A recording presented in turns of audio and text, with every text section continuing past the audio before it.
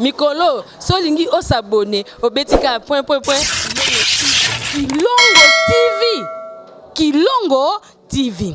Fidèles téléspectateurs de La Foi TV, bonjour et bienvenue dans votre émission Yabiso Candidat. Yabiso Candidat, émission Oyo. Tozotali Sabino, candidat député, candidat président de la République, candidat député provincial, topé national, Oyo Wapi, Okoki ko voté parce que Awa Tozotali Sabino, candidat Oyo Baza valable, Oyo Balamu, et Baza na souci à peuple, Baza na souci à Kubungisa. Ndenge, na la Kagibile Lobi, que Lelo na Koyamba, po Yabiso, Honorable Faustin Soukari Elombe Boyebiye Malamu, artiste, comédien, maître Faustin Soukari, il va se présenter, il est ici avec nous. Tamamou il va recharger le téléphone à Bino. Tu là pendant 30 minutes, mais tu as besoin de tout na Bino. Topé participation à travers appel numéro où ils affichent et que vous allez appeler, ça se passe en direct sur De La Foi TV, une chaîne, une foi et un Christ. À tout ce que nous faisons ici, c'est pour la gloire de Jésus-Christ Nazareth, le Dieu vivant et véritable. Je dis bonjour, Maître Elombe. Bonjour, directeur Rabi. Moi, je suis bien honorable parce que Nazan Kondima déjà aussi gagné. Oui, tout ça, toi de la foi. Amen. Qu'on demandait Simbarabo Moïna Bisso, on demandait le roi Tata Nabiso que je salue depuis Poto Biskazali, le pasteur Jean-Paul Mayata, pasteur de la foi. Bisonde kondimande tamsa biso. Voilà, tout tambola kana kondima yango lelo bomoni toza awa en direct na De La Foi TV. Soto moni sokoto obimi seke na elibino député ya malamu. Bokolongi sanga, bokopé sanga raison. Bokoloba azamo sakoli ya solo. Azamo pandina ngai, yo recharger ga téléphone. Continue message te obenga tokoyamba quelques appels poto solana bino bana changu bana kimbateke bana wapi boza wapi ba oya ngai rabi mavinga. Ekosa malamu mingi bayebi yo kutu tina kotuna yo te Elombe azanani mais po ba yebi yo te pa découvrir sous malamu Elombe azanani. Faustin Soukari Lubako a Kombolangai. Elombe mon nom de scène. Elombe aza congolais de père et de mère, de grands-parents et d'arrière-grands-parents. Elombe azali père de famille. Elombe aza artiste comédien, metteur en scène, interprète, scénariste, réalisateur. Elombe azali avocat après la cour. Voilà la banza père de famille na lobby, grand-père si vous voulez bien. Elombe azali artiste membre du groupe Salongo. Azali artiste, président fondateur du groupe Simba. Elombe azali administrateur de la Société congolaise des droits d'auteur et des droits voisins. Elombe azali ancien membre de la conférence nationale souveraine en tant que délégué d'étudiants à la CNS. Elombe azali ancien conseiller du ministre de la Jeunesse. Elombe azali ancien secrétaire exécutif du gouvernement provincial du Koulou, ayant rang de ministre provincial. Voilà, Mandambouya. Elombe azapé conseiller juridique, il y a pasteur de la foi. Conseiller juridique, pasteur de la foi, avocat conseiller à l'église CFC. Voilà, il est donc là notre invité. Il s'agit bel et bien de Elombe Faustin Soukari, Tozobengaï, honorable Faustin Elombe, Oyo Wapi, Toyebaki, depuis Kalabiso, Toleba Namike, Toyebaki, président Elombe, Kino Lelo, Azali, to moni ndenge émergé, to moni ndenge nini, Moussa Naye Kobi, Kassi, Lelo Oyo, Azal, candidat député national. Yasolo. Naza candidat député national, le numéro 466, dans la circonscription électorale, il y a Tchango. Voilà. Il est donc là, mesdames, messieurs. Kalaté no yamana ba appel na bino. Moi mituna mbalo mista tuka na ebi ke bino botomoga mabeta mba appel e bandaka. Botuna mituni saka moi bien. Faustin Soukari Elombe, honorable. Yebisa biso nano. Pourquoi motivation ya ko postuler tour oyo et où tu wapi? Et puis mituna mbalo za Tchango, vous avez déjà candidat député. Oui, motivation et bandi les lotaires. Motivation et bandi banda na monaka fonctionnement ya institution na monaka vie ya congolais na sala kango déjà na nzela musala nga théâtre côté ya ba citoyen ba dirigeant na ba diriger koluka to sala le bien pour le bien de nous tous. Okay. Si vous êtes chef, dirigeant, vous êtes Salabolamo, c'est pas seulement pour toi, mais tu écris une bonne page de l'histoire pour ceux qui t'entourent. Pour la montunioso. Nous considérons que Salabolamo, ils ont pour la batunioso. L'obia kokenda, mususu akoya, mais oya komaki ya malamu na bongo ya bate utikala. Alors, na mona comment ça fonctionne et pour ça il y a servir ndena lobaki na sala kango déjà à travers art. Mais naza toujours na pour ça na kota na borda na décision pour ma teya o na pesa na nzela théâtre na memango na misala pratique. Bon. Na taille sabatu no moyibi mbongo l'état ezamabe. Et ceux qui naza na signature na meko ya ko sanctionner na sanctionner mutuana. OK. Voilà pour ne citer que c'est seul exemple. OK. Et déjà tout le monde au côté côté avocat, juste quand on a souci à peuple et tout le bas. Exactement. Na salaka misala pona mbongo te parce que musala na salaka eza apostola. Au salaka ngo yibi yango to salaka pona ko sepelisa batu. Pona ko teya et presque ya ofele. La vie na biso groupe salongo to salamba mbule mele. Sur les amis pour mbongo mais belé batikaka musala théâtre mais comme ezaka pona ko divertir. To teya, to bongola. To salaka ngo sans que to lukaba million. Qui avocat, c'est pareil. On ne vient pas dans l'avocature comme dans la magistrature pour qu'on soit riche. Ce qu'on y a une avocature pour qu'on soit riche, le bâtonnier national, à l'époque, quand on a banni Moussa l'avocat, Maître Matadiwamba, Kamba Moutou, qui nous disait, ceux qui boyaient dans Moussa qui est avocat, pour beaucoup de riches, chers confrères, faire du commerce, on ne vient pas dans l'avocature pour se faire de l'argent. Et généralement, je plaide pour les démunis. Je plaide pour les démunis. Il y a le dossier, il y a le avocat, il y a le client, il y a le ticket. Ce qui n'est pas autorisé dans la déontologie, dans le règlement intérieur cadre, dans la déontologie, il y a Moussa Nabiso. Mais aux en face, il y a Moukmo, il y a la moitié. Il faut qu'il y ait une audience. Au Sungié, au comité on a parfois frais de procédure, il faut que faire une greffe, football. Azana wote au bandi ko sunga. Nous on a pour la d'abord que manifestation il y a vérité. Et salema et puis mutu ndeko ozo sambi la pona yé ozo samba pona yé azani makoki ou accompagner azwa jugement et sungai. Voilà la salle pour la population. Pour la population. Il est donc le numéro 466, circonscription Tchangou, Bana Tchangou, candidat Yeyo, Faustin Soukare Lombe, je pense que Boyebi Banda qui Bolenge, si le loi comme Coco. Comme Coco. C'était le pépé. Oui, le pépé biologiquement et professionnellement. Naza arrière-grands-parents, arrière-grands-parents. Il y a Ebélé. Donc Abraham na Moussa. Tu le rappelles comme cela mais plus de candidature na yo. Et pourquoi choix ya Tchangou? Pourquoi choix Tchangou? Parce que naza non mona Tchangou. OK. Naza mona Tchangou et je connais mieux. C'est vrai que en tant que Lombe, na go me présenter à dans Lubumbashi, na uzala ba voix. Parce que ba yebinga. Mais je crois que je ne maîtrise pas trop bien le problème il y a le Lubumbashi. Je ne maîtrise pas trop bien le problème il y a Kisangani. Tant que comme na Goma bayibinga bayambanga na ke Bukavu bayama bayibinga. Mais il y a des penza ma problème spécifique na bangote. Voilà pourquoi je choisis Tchangou et pas na Koli et pas na zo vivre et pas na yebi makambo ya Tchangou très bien. C'est la réalité à Tchangou. La réalité à Tchangou na yebi yango. Naza mieux placé pour la tombe de la Mongongo, il y a bana Tchangou pour la solution ezouam. Parce que parenthèse, et c'est même que nous sommes députés et amis balé. Que Salamideko peut contrôler l'exécutif.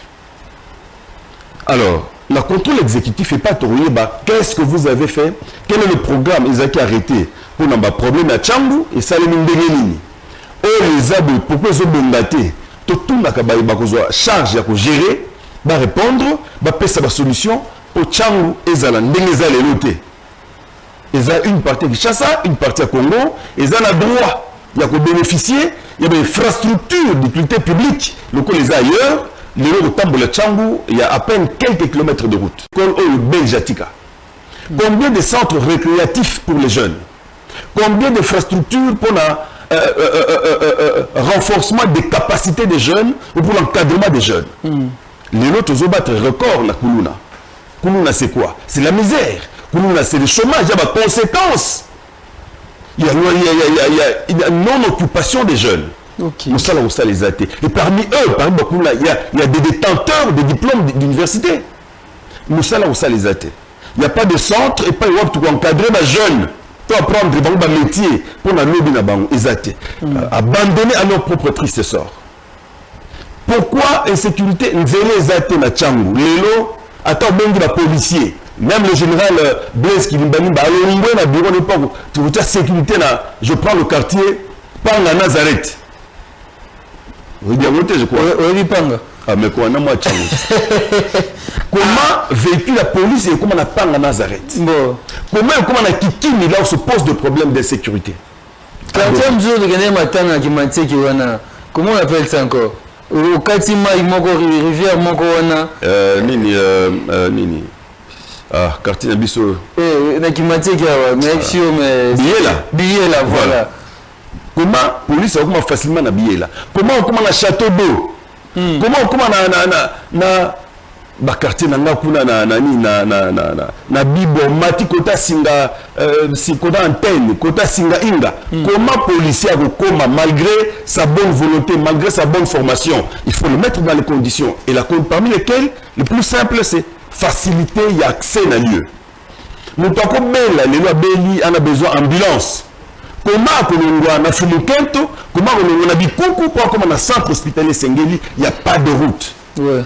C'est tout ça, ils ont constitué Passinanga, pour la Bana Tchangou, pas de route, les quartiers enclavés, il faut désenclaver, il n'y a pas d'électricité, il n'y a pas d'eau potable, mais tous les gouvernements, Tchangou, ils ont le droit de l'eau qu'on n'a pas. Et c'est cette voie-là que je voudrais porter au Nabisika Badissio Zouamaka. C'est comme si Tchangou, apparemment, vous entendre parler, c'est comme si Tchangou ils ont oublié, ils ont négligé en quelque sorte. Alors que c'est l'entrée dans la capitale. Bon. Entrée comme sortie, on sort par Tchangou. Si. Il faut, tant que tu as une bande au Kiti, l'aéroport en Djili, au monde de chez Bisogo. Courant Moboulou, d'autant que vous quittez courant Moboulou. Donc, il faut pousser à Naoka, ça va, ça, mais pourquoi ça? Alors que, si nous disons que Kinshasa est le miroir du pays, parce que capitale, Tchangou l'est plus encore. Tchangou doit être le miroir de Kinshasa. Et par conséquent, il faut dès qu'on quitte l'aéroport, c'est ça l'image de Kinshasa. C'est ça l'image de Kinshasa. Bon. Et non pas quitter l'aéroport, il faut que je ne pas mon monde. Non. Pour quitter, il faut Ngenga. Tant que Pascal, oui, c'est ça Kinshasa. C'est-à-dire votre politique, c'est ça mon combat. Ok. C'est ça mon combat. Il y a du courant pour tout le monde ici. Tchangou doit être éclairé. Il y a de l'eau pour tout le monde. Tchangou doit avoir l'adduction d'eau potable d'ici Kanyonso. Nous le méritons, nous sommes Kinois, nous sommes Congolais. Wow. Voilà, il est donc le candidat numéro 466. Il s'appelle Honorable Soukari Faustin Elombe. Il est notre candidat Bana Tchangou, candidat Nabiso Yeyo. Nous avons candidat un profil valable à Wapona yo au voté et que ça moi bien et ça qui toque au mingi. Honorable Tchangou Zamunene, ba candidat baza ebele. Yo pena kati, zo bangate. Oh, mais tout le monde a bon. Ce Tumboza Yumoko, il y a Tumbate. Quand il n'y a pas de combattant, le combat cesse. Il ne faut pas à la bonne tout ça. 1312 candidats pour 19 sièges. Ouais. Mais je dis déjà qu'il va jouer la 18. 18? Ah, parce que. Oui, il y a des gens qui ont ouais.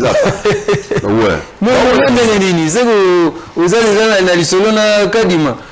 Oh non! Non!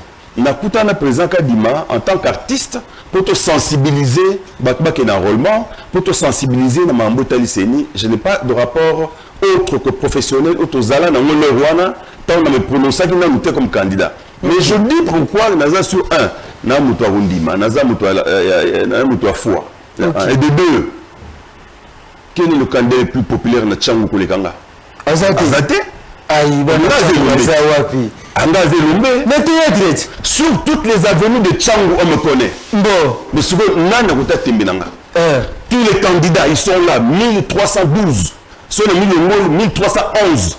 Moi, on a beaucoup de temps tembe pour l'accéder à mon atchant. Tout le monde a na yemo nanu. Na lupango na yo voter. Abambe ba voter là. OK. Na lupango candidat moko ba voter là. J'ai une voix dans toutes les parcelles de Tchangou. Au risque que candidat moi je n'ai pas voté. Ah mais c'est clair, je veux dire. Mais honorable, vous avez été plusieurs fois candidat au Tcholobango. Et pourquoi vous avez élu Télémtoyebani? Très bien. 2006, je suis candidat à Tchangou. 2006, je suis candidat à la liste. Il y a démocratie chrétienne, il y a président et jeune Biou Ndongala. Je reconnais que nous avons été battus. Nous avons belé. Mais mon parti. Et vous voyez Bimisanga, député, parce que dans l'ensemble, la force du Palou de 2006, honnêtement, le Palou était très fort en 2006. Ok. Tchangou, Palou travaille qui pas une parcelle sans Palou. Et sociologiquement, je suis de Bandundu. Dans Bandundu, majorité va voter Palou. Ok. Donc, mon électorat, et l'andaki Mboudagizenga. Ma propre famille, quand ils ont voté, ma famille, ma collègue auto-concourir, auto-compétir, ma famille va voter. Ma famille va voter à Palou parce que je n'étais pas du Palou. Okay. C'était ça. 2011-2018, je suis allé à Bandou, à Massimanimba. Bien voté. Mais en réalité, à vote, et ça là qui est des Zalaki. Donc, je n'ai jamais perdu une seule élection, honnêtement parlant. Nazo ba voix ou singela nazo pour nalika. Mais bon, je pense que parfois il faut laisser justice, monsieur ça les massi, Dieu le permet que ça les mabongo. Mais cette fois-ci ou jamais. Il est donc candidat numéro 466 dans la circonscription. Il y a Tchangou, honorable Faustin Soukari Elombe, artiste comédien, Mikolo Goutou, film de l'enfant. Sans s'interdire. Sans s'interdire, mais danger. Non, mais quand on a cassé la baraque. Souka, mais vous avez salué le monde au Tikinan. Omoni, souci na bisoueza, Moussale Kola. Au remarqué que tant on joué na bagou, babouli na ma famille, nous na zongi, n'a dit sur un sentiment qu'on jouer. Pourquoi? Techniquement, on n'a pas évolué. Au antenne, au monde a rendu, tout ça un retard matériel sur le plan matériel. Avec de bons techniciens, techniciens, Ange Kassa, Neuf Yang, David Mpoutou, très bien formés, mais bon, PC matériel, pas bon PC caméra, batterie, ils ont chargé. On a découvert, on a eu un tournage. De rater le tournage parce que batterie les a chargé. De rater le tournage parce que le micro, neuf personnes de chef Kandé, tu vois tout ça, non, Tokoli. Regarde, ménage professionnel, Nabandi, théâtre, la télévision, Zaga Moko, Nazaï. Est-ce qu'il faut continuer, Bioko Bongo? J'ai dit non. Si c'est cela, ça, l'aspect technique, on a rejoué sur un groupe Simbaté.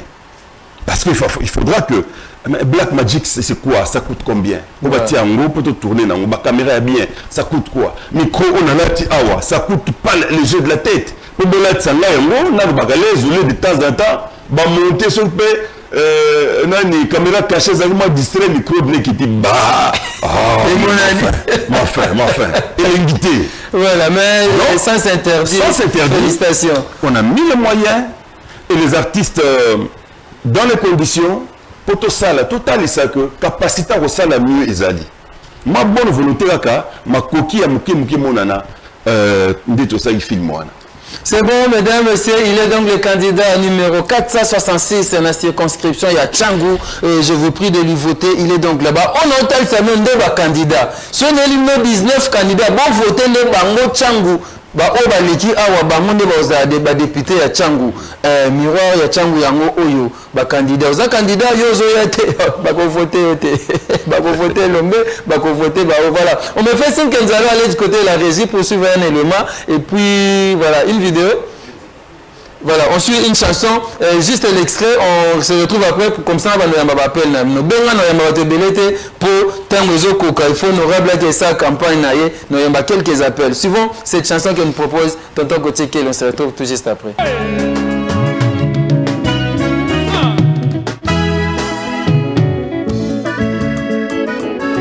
Je suis na bossa na bola muno ngeni. Na bossa na bola moi je suis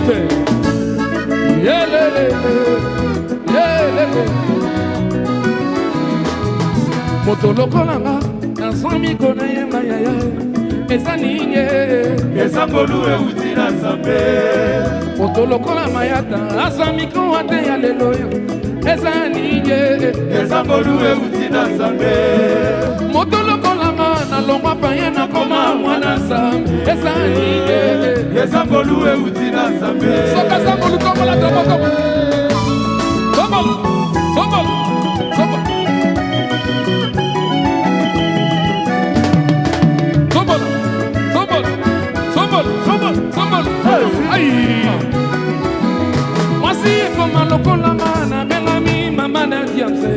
mama bikole bele ezangolu euti na nzambe afinga matonga na melami nangi lelo bakangi monoko mpona yo eza nini ezangolu euti na nzambe nasanga valere mpona botaka te lelo pesanga bana ye papa nakoma na nzina o ezangolu euti na nzambe bolama boye nakobosana te yesoyo nakobosana te bolamuna yo bolama yaya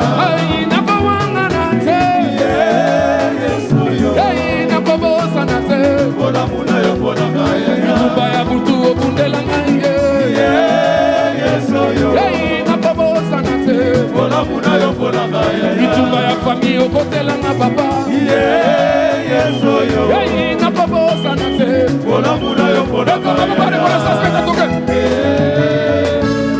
yesi nabosana ndenge nini bolamu wana yesu nabosana ndenge nini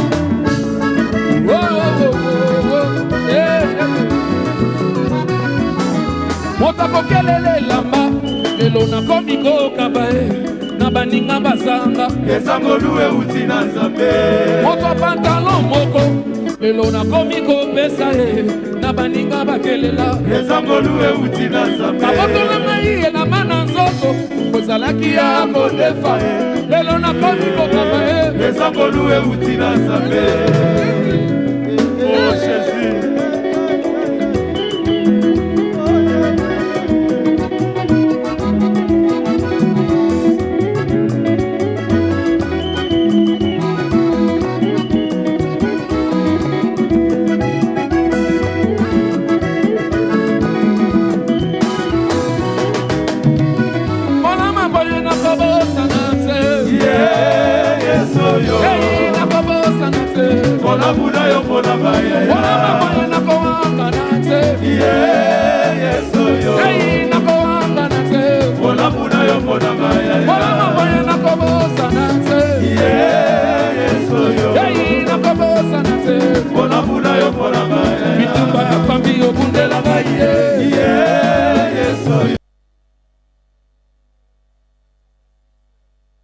Faustin Soukari Elombe, cet artiste comédien, vous voyez depuis les années 90 et quelque chose comme ça.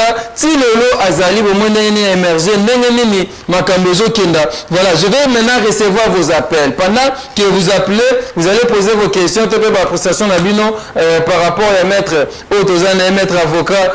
Ah, il y a maître avocat, artiste, vraiment bon, Nazar a souhaité. Tu comptes dans le théâtre, ce que la bengi, ben voilà, tu veux bien à quelqu'un qui va dire, voilà. Allô, la personne est partie. Pas de problème, vous appelez, vous allez passer en direct. On est sur de la foi TV, ça se passe en direct. Une chaîne, une foi et un Christ. Président Faustin Soukari, les lots ont expliqué Tchangu, expliqué la difficulté à Tchangu. mais bakandidat nde na bandeko banzoko baye baoyo mpe mosusu elobi ndeko na ngai te akanda alobi mosusu afanda na lupango ya famille bazokata ye na ofufu mais apostile tala voilà un appel allô Allô. bonjour obengi wapi kombo nani Bonjour. Na bengi na machine à Sifoko. oui Opo nanga monsieur Jean de Dieu Chibangu. monsieur Jean Didier Chibangu toza président Lombe awa honorable Lombe olobi ni azoyoka Bonjour maître Lombe. Bonjour. Bonjour, monsieur Jean de Dieu Chibangu. Vraiment, je vous suis de près durant toute mon enfance. Mais du moins, le Bakayo Mingi soit bébé. Mundele. Mais bon, on vous a vu au postulat national où nous sommes d'accord. Mais seulement, est-ce qu'il y a des problèmes problème sur le bango avec des exemples concrets. Qu'un tel quartier, il y a tel problème, la quartier tel, il y a tel problème. Voilà, merci beaucoup, monsieur Jean de Dieu. Il nous a appelé depuis Massina Siforko. Et Nazé Goloba, ils ont des remous où il était à Candace, mais papa Rabi, Namoni, Moutafanda, la famille. Mais les appels, voilà, oh là là. D'accord, répondre à monsieur Jean. Allez-y, oui. Oui, monsieur Jean de Dieu Chibangu, merci. Oui, banga na Mombele, na Kapela 2, na Mbulupasu, na Viva Kiwana, l'air na outil, Petro Congo, na Ikunda. Omoni, quand on est locataire, on se retrouve dans Gitambo, après on commence dans Sele, après on se retrouve dans Mitendi, c'est ça quand on est locataire. Donc tout le monde est là, na Outaki, Petro Congo, où mes deux premiers enfants à Botamaki, na Yewana, na Longwe, Mombele, na Yolo, Yolo, Lemba, Massina, Lemba, Bibois.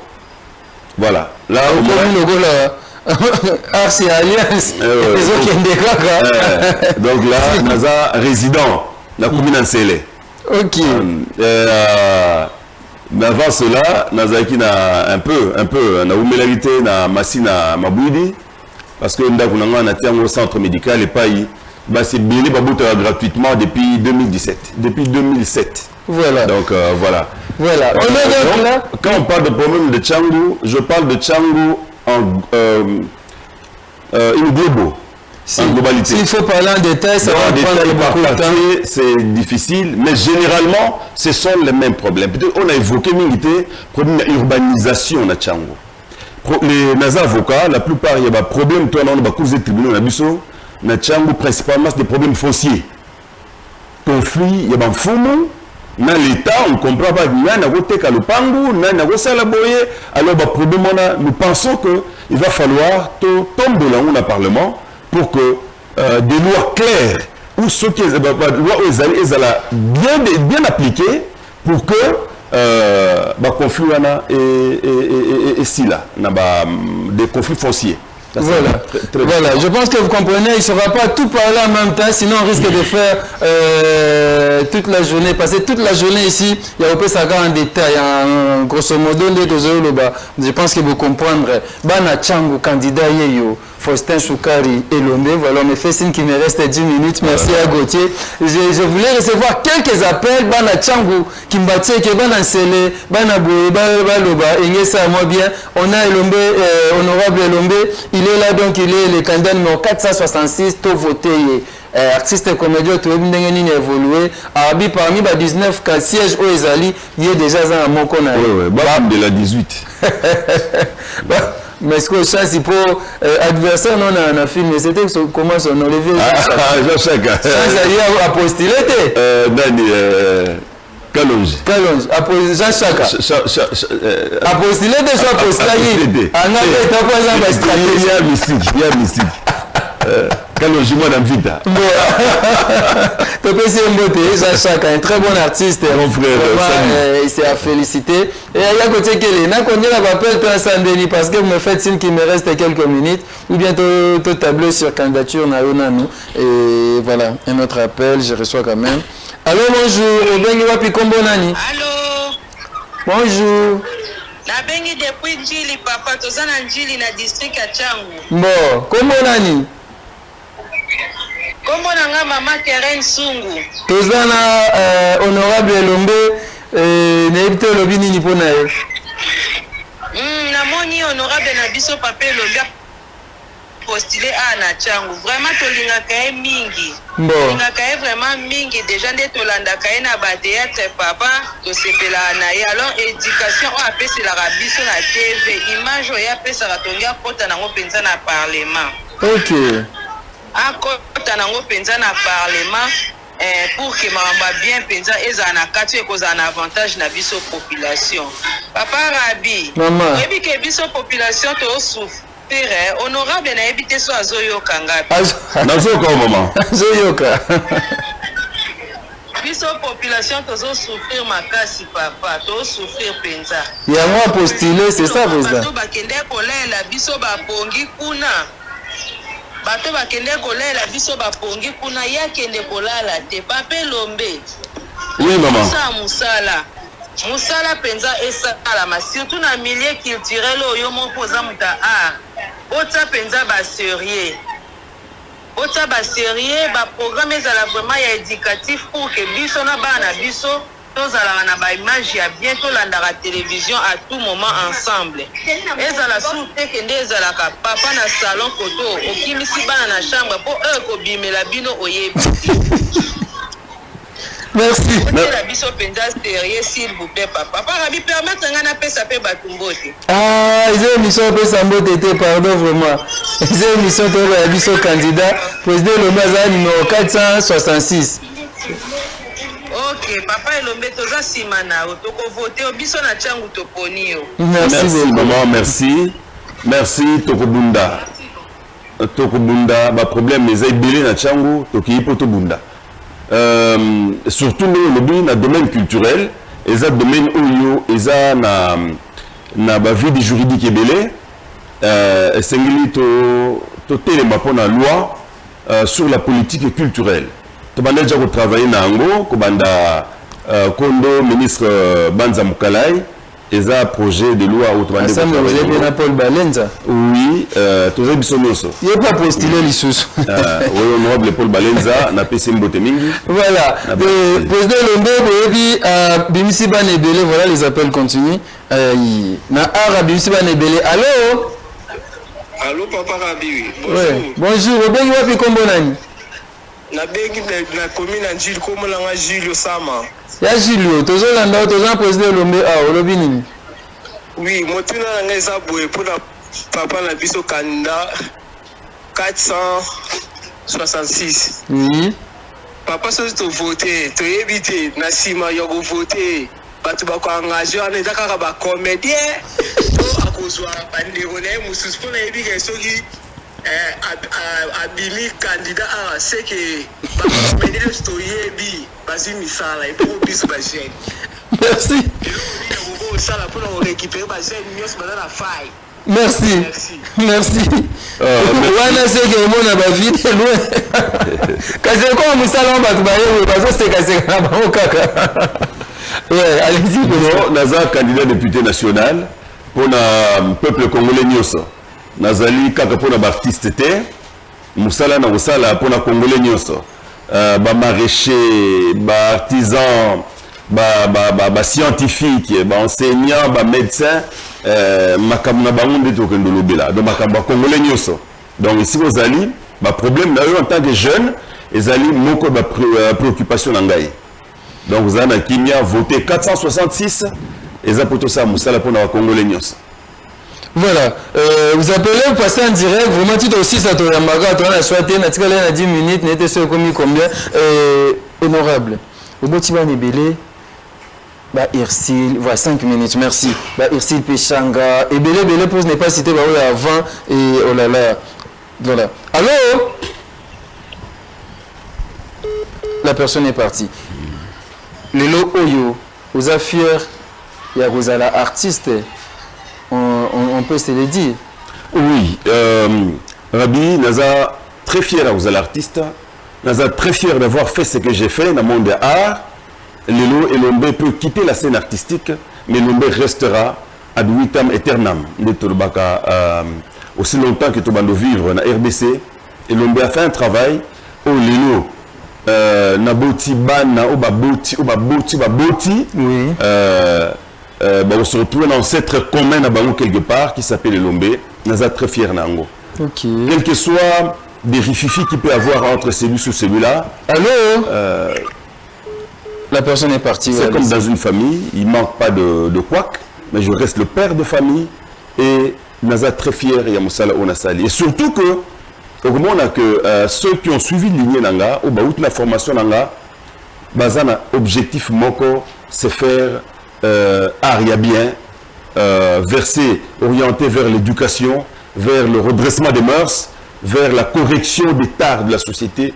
Et vous avez même des enfants oyo ba utina simbate ba utina bango temsume ba koma bana elombe bazé belé on a adopta ba adopta na comme papa bazé belé au lelo ba en tout cas na utina na simbate mais na banda musado yo ko tala yo na zali pe ko ya ba répétition na wiye ba kité na tout cas bazali kelemba bazé belé ba adopta comme papa. Honorable Elombe et toujours citer un petit Gauthier, on est en train de citer vraiment la vie artistique, le fait d'être Elombe, le fait d'être artiste et comédien, ça n'a pas dérangé le côté politique ou bien le côté avocat?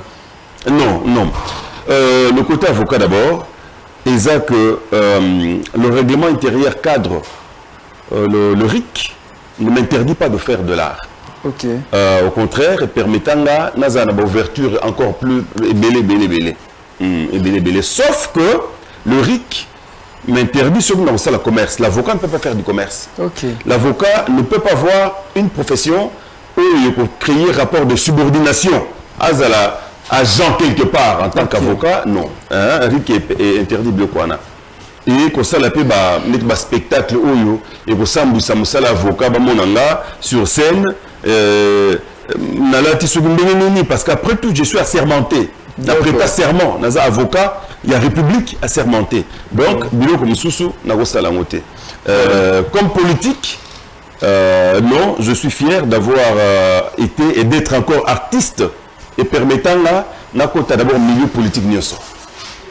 Milieu politique nyonso, n'a facilité de pénétrer en tant qu'artiste et l'élo n'a plus à l'aise d'œuvrer dans la politique. Voilà. L'art m'a permis une ouverture d'esprit. Voilà, on est pratiquement à la fin de notre émission, Président Elombe. Je vais continuer, il y a d'autres invités qui sont là et je ne sais pas qu'est-ce que vous pouvez dire à tous les téléspectateurs, à tous vos fans, à tous les habitants de Tchangou. À tous les habitants de Tchangou en général, à tous les fans d'Elombe, à tous à notre père, disséminé ça et là, de voter pour le numéro 466, candidat député national.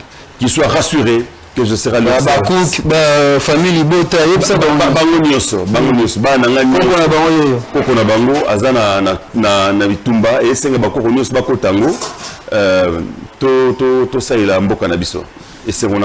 Merci beaucoup. Il est donc le candidat numéro 466, circonscription à Tchangou. Faustin Soukari Elombe, de voter. Retenez le numéro. Oh, nous sommes les candidats à voter. Que ça s'arrête, ok, ça et pas inconnu et que ça la malam ou mingité. On est pratiquement à la fin. Je vais poursuivre et je vous dis merci. Merci à Gauthier Kele, merci David Kibanza, merci à toute l'équipe. Merci Président Faustin. Merci à vous-même, merci à toute l'équipe technique et tous les héros dans l'ombre. Merci à notre papa, Jean-Paul Mayata, le pasteur de la foi. Merci. Et toi, Balongi, parce que nous sommes à foi. Ah ouais. Merci. À très bientôt.